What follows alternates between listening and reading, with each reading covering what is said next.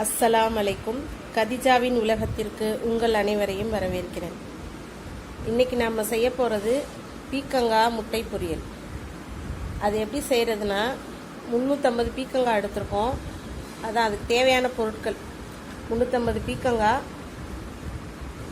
2 முட்டை, 1.5 வெங்காயம் பொடியாக நறுக்குனது பெரிய வெங்காயம், 2 பச்சை மிளகா, கொஞ்சமாக ஒரு இனுக்கு கருவேப்பிலை, ஒரு சின்ன தக்காளி, ஒரு அரை ஸ்பூன் கறி மசால் தூள், அப்புறம் ஒரு பிஞ்ச் பட்டை, கிராம்பு, ஏலக்காய், இந்த அதான் அந்த நுணுக்கின பொடி. இது ஒரு 3 ஸ்பூன் தேங்காய் துருவல், அப்புறம் ஒரே ஒரு ஸ்பூன் இஞ்சி பூண்டு விழுது. இவ்வளோதான். இது தேவையான பொருட்கள் இவ்வளோதான். இப்போ அந்த பீக்கங்காயை எப்படி சுரண்டுறாங்கன்னு பாருங்கள்.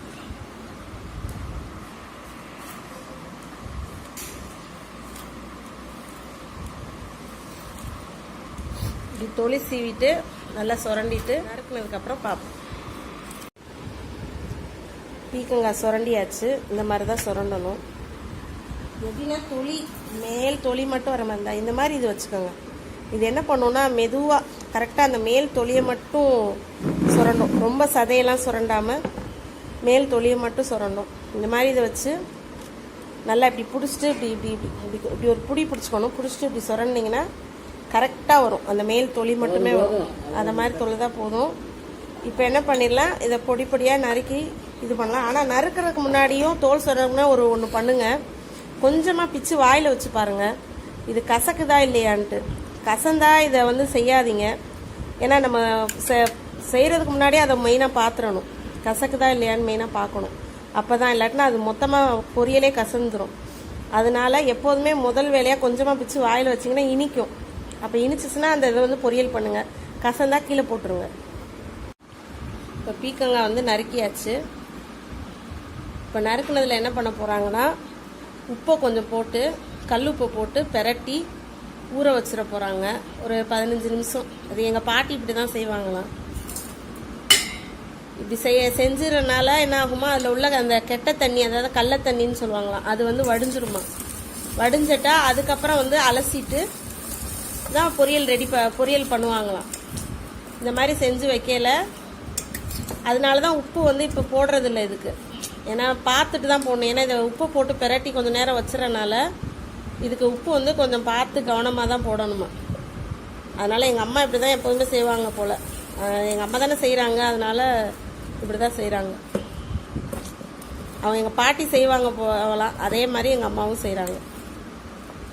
இந்த உப்பை போட்டு பெரட்டி இப்படி ஒரு உயரமாக ஒரு பக்கத்தை சாய்ச்ச மாதிரி வச்சிடணுமா அந்த சட்டியை.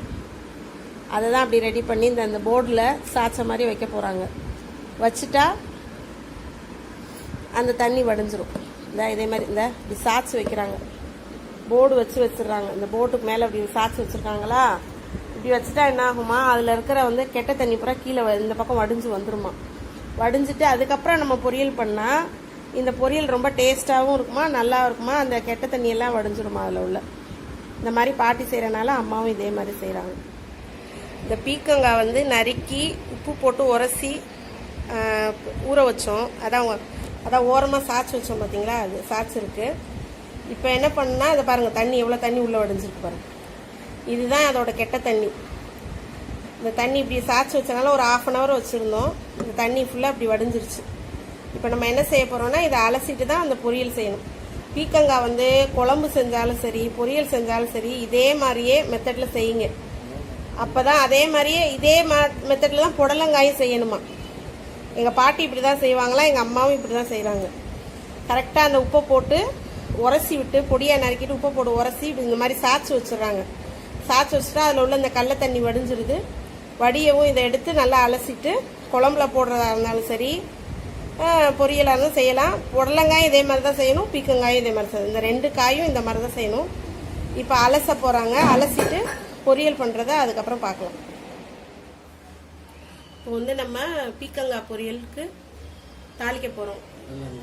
கடலெண்ணெய் 2 ஸ்பூன்,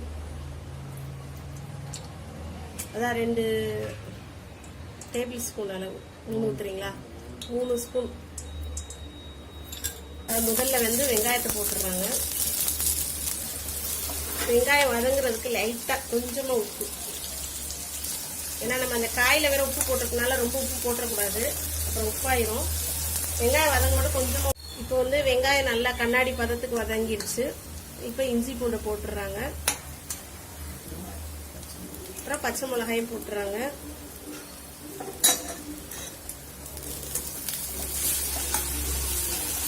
அரை ஸ்பூன் கறி மசாலா தூள் அதையும் போட்டுறோம். அதுக்கப்புறம் அந்த ஒரு பிஞ்சு பட்டை கிராம்பு ஏலக்காய் நுணுக்குன தூள், அவ்வளவுதான், அது ஒரு பிஞ்சு. கருவேப்பிலை போட்டுருக்கோம். முட்டையை வந்து 2 முட்டையை வச்சிருந்தோமா, அந்த 2 முட்டையை அடிச்சு வச்சிருக்கோம். அந்த 2 முட்டையை அடிச்சுதான் ஊற்றணுமா. முதல்ல முட்டை போட்டாதான், இல்லாட்ட கடைசியில போட்டா வாடை. முதலே முட்டை போட்டு கிண்டிட்டோம்னா தானே கவுச்சி வாடை வராதான். அதனாலதான் முதலே இந்த முட்டையை போட்டு கிண்டுறாங்க. அதுவும் அடிச்சு ஊத்திட்டாங்க, அடிச்சு ஊத்தி தான் கிண்டிட்டு இருக்காங்க.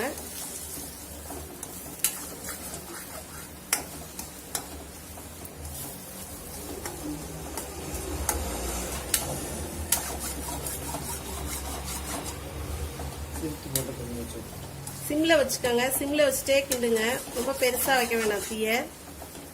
சிம்ல வச்சுட்டே கிண்டிங்கன்னா தான் அந்த முட்டை வந்து நல்லா அப்படி உருண்டை உருண்டையா வரும். இப்ப தக்காளி போடுறோம். கடைசியில தான் பீக்கங்காய் போடணும். அதனால இது இன்னும் கொஞ்சம் தக்காளி இன்னும் கொஞ்சம் லைட்டா வேகட்டும், அப்புறமேட்டு நம்ம பீக்கங்காய் போட்டுக்கலாம். இந்த மாதிரி வந்து நல்லா தட்டி விடணும். அந்த தக்காளி அந்த இதெல்லாம் கொஞ்சம் மசியணும். அந்த முட்டை அப்படி நல்லா உருண்டை உருண்டையா பால் மாதிரி இருக்கு, குட்டி குட்டியா. அதோட நல்லா அப்படி தட்டி விட்டு இது பண்ணாங்க. நல்லா உதிரி உதிரியா வந்திருக்கு அந்த முட்டை. நல்லா அடிச்சுட்டு இந்த மாதிரி ஊற்றி செய்யல முட்டை நல்லா உருண்டுக்கிட்டு நல்லா வருது. அதை நல்லா தட்டி விட்டோம்னா நல்லா டேஸ்ட் கொடுக்கும். இப்போ வந்து இதுல வந்து புதினா மல்லி இருந்தா கூட கொஞ்சம் கொஞ்சம் போட்டுக்கலாம். இப்போ பீக்கங்காய போட போறோம். அலசி வச்ச பீக்கங்காய போட்டுருவோம்.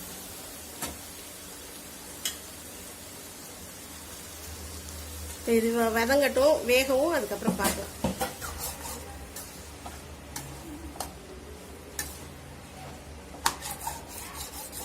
அந்த புடி இது இல்ல, மூடி வச்சு சிம்லேயே, அதான் மூடி வச்சுட்டு சிம்லேயே போட்டுதான் அதை வேக வைக்கணும்.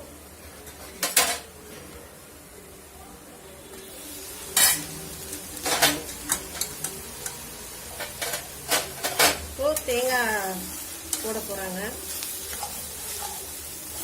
உங்க தேவைக்கு இதுல வந்து 1 முட்டை போடலாம், இல்ல 4 முட்டையும் போடலாம், 3 முட்டையும் போடலாம். நான் 2 முட்டை போட்டிருக்கேன் 350 கிராம் பீக்கங்காய்க்கு. நீங்க வந்து இதுல வந்து 3 முட்டையும் போட்டுக்கலாம், 4 முட்டையும் போடலாம். அதுக்கப்புறம் வந்து கடைசியில என்ன பண்ணுங்க, ஒரு வாசனைக்கு ஒரே ஒரு ஸ்பூன் நெய். இப்ப தேங்காய் பூ போட்டாச்சு, இதுல போடலாம், தேங்காய் பூ போட்டு பரட்டியாச்சு. இப்ப கடைசியில வாசனைக்கு ஒரே ஒரு ஸ்பூன் வந்து நெய் ஊத்திடுங்க. இறக்க போங்க, இல்ல தேங்காய் எண்ணெய் ஒரு ஸ்பூன். ஆமா, நெய் இல்லாட்டினா தேங்காய் எண்ணெயும் போடலாம். தேங்காய் எண்ணெய் ஒரு ஸ்பூனை ஊத்தி இறக்கி வைக்கல, இறக்கையில போடணும். அதே மாதிரி இதுவும் போட்டுருங்க. இதே மெத்தட்ல நீங்க பொள்ளங்காயும் பொரிக்கலாம், நல்லா இருக்கும். இதே மாடலேஷன் தான், இதே மசாலா இப்படிதான் பொரிக்கணும். பொள்ளங்காயும் பொரிச்சிங்களா நல்லா இருக்கும், ரொம்ப டேஸ்டா இருக்கும். எங்க பாட்டி இப்படிதான் செய்யறாங்க, எங்க அம்மாவும் இப்படிதான் செய்யறாங்க, நானும் இந்த மாதிரிதான் செய்வேன். இப்போ வெந்துருச்சு. இப்போ ஒரே ஒரு ஸ்பூன் நெய் ஊத்திக்கிறாங்க, அவ்வளவுதான். இதை ஊத்தி நம்ம கிண்டி விட்டா போதும். நெய் இல்லைன்னா தேங்காய் நெய் ஊத்திக்கலாம், அவ்வளவுதான். பீக்கங்காய் பொரியல் ரெடி ஆயிடுச்சு.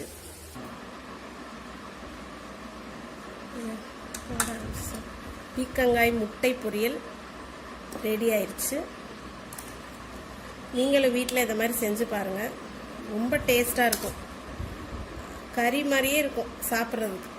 எப்படி நம்ம நான்வெஜ்ஜுக்கு எவ்வளோ டேஸ்ட் இருக்கோ அதே டேஸ்ட்டு இந்த பீக்கங்காய் முட்டை பொரியல்ல இருக்கு. நீங்களும் செஞ்சு சாப்பிடுங்க. பிடிச்சிருந்தா இது செஞ்சு பார்த்துட்டு கமெண்ட் பாக்ஸில் வந்து எனக்கு சொல்லுங்கள் எப்படி இருந்ததுன்னு.